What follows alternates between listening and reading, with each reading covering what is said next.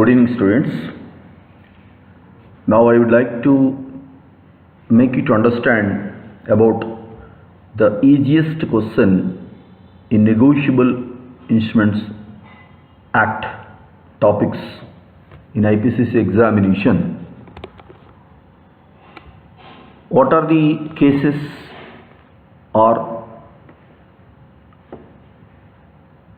when the banker is justified or when the banker is bound to dishonor a check. Dishonor a check. That means the question would be in any way as per Negotiable Instrument Act when and what are the cases where it is called as a dishonor, and when the banker is bound to dishonor, and when the banker can dishonor. The question can be in any way, but ultimately the point is that these are the circumstances, cases where the banker is not paying the amount against a check. In other words, he is not honoring the check. See, please don't try to by heart it. You divide this into three parts. Part 1, when a check is given to the bank or when the check is presented for payment, there are some obligations of the banker to look in. There are some obligations for the banker to look into that. On customer side, this is due to lack of customer obligation. A check would be dishonored due to lack of customer obligation. What do you mean by customer obligation? Dating of check, responsibility of customer, filling up amount, putting the words, signing the check. So these are all the customer's obligations, and properly endorsing. These are all the customer's obligations. Lack of these customers' proper obligations will definitely lead to dishonor of check. Second, the banker, due to his own reasons, he can dishonor. Like the banker is giving a loan to the customer. The loan was given for some purpose. The check was issued for some other purpose. Yes, the banker can dishonor. Like that. That is, the banker is having his own limits. That is due to banker's limits. And third one, legally the check cannot be honored.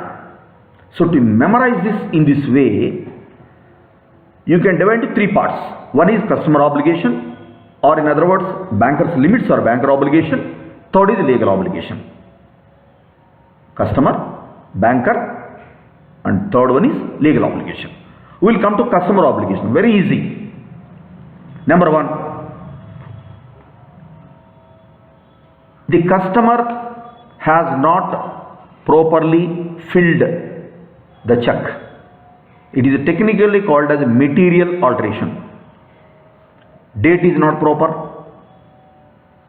Amount in words is not proper. Or amount is not proper. Signature is not proper. Endorsement is not proper. So these are called material alterations. So if there is a material alteration, the bank can dishonor the check. See, the date is not legible. The banker is not able to identify the amount as 1 or 7. Yes, he can reject it. Say it is a 20,000 check. The customer has erroneously written as a 2,000 rupees. Yes, he can dishonor. This is called as material alteration. Like endorsement also. That endorsement was not clear. Even though there is a small spelling mistake, the banker can dishonor the check. This is case 1, material alteration.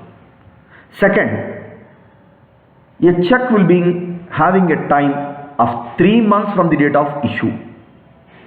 Once the 3 months is over, it is called as a stale check. So the life of check is only 3 months. If the 3 months is crossed, the check cannot be honored by the banker. Second. And third one, the customer's signature originally will be protected by the banker. If it is not matching, automatically the bank will dishonor it. And the customer, after issuing check, will give a notice to the banker for stop payment. Automatically the banker would dishonor the check.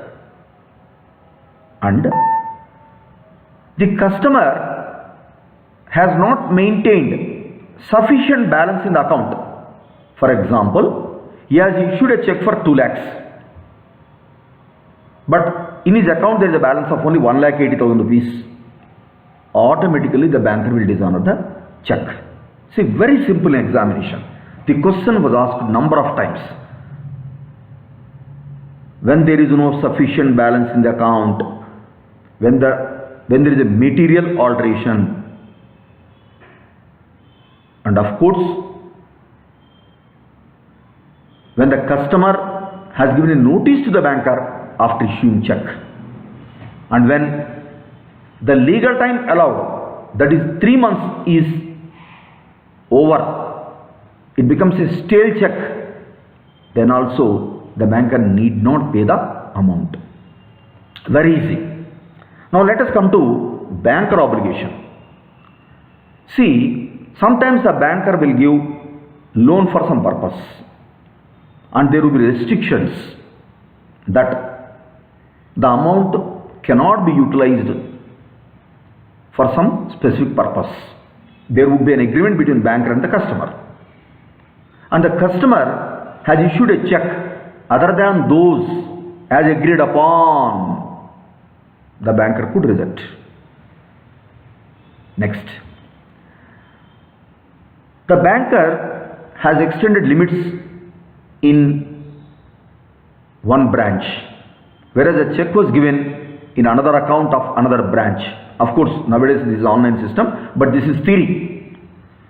So the limit was there in one branch, whereas it was present in the other branch.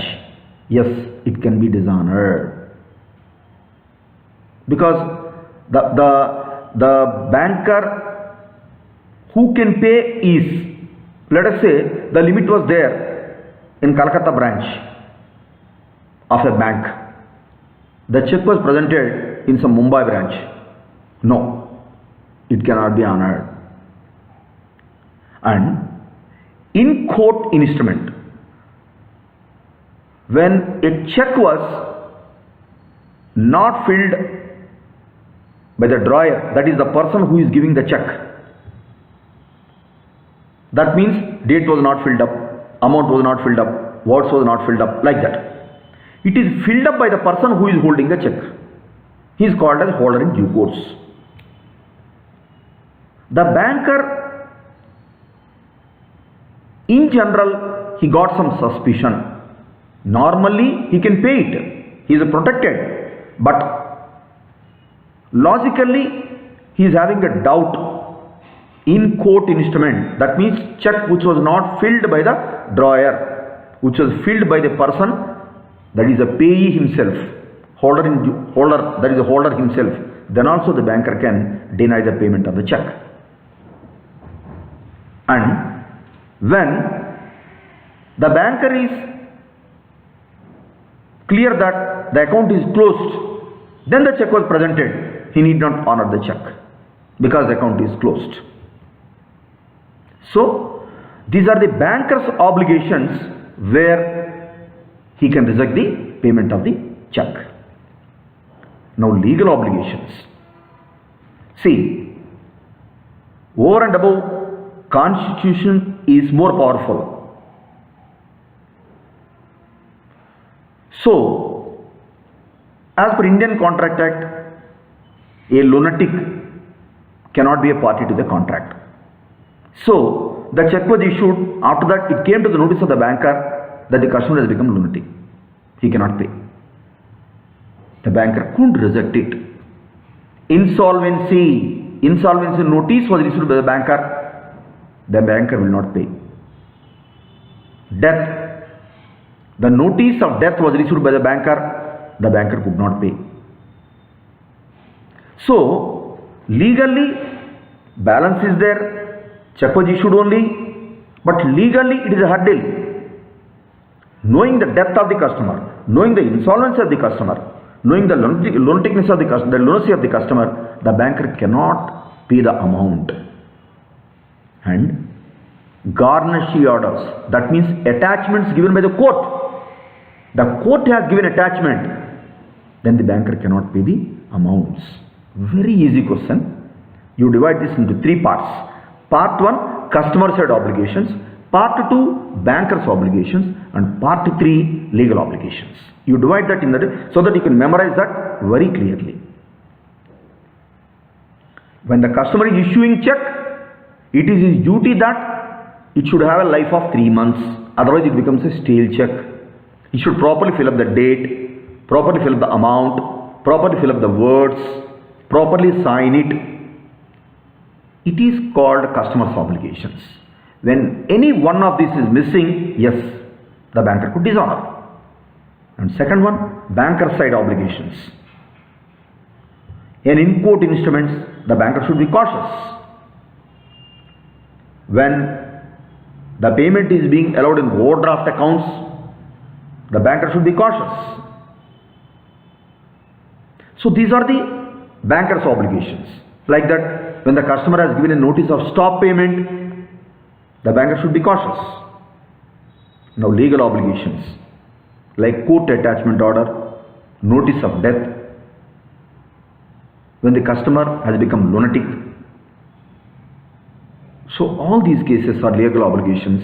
Then the check would be the very easiest question. Good luck and all the best.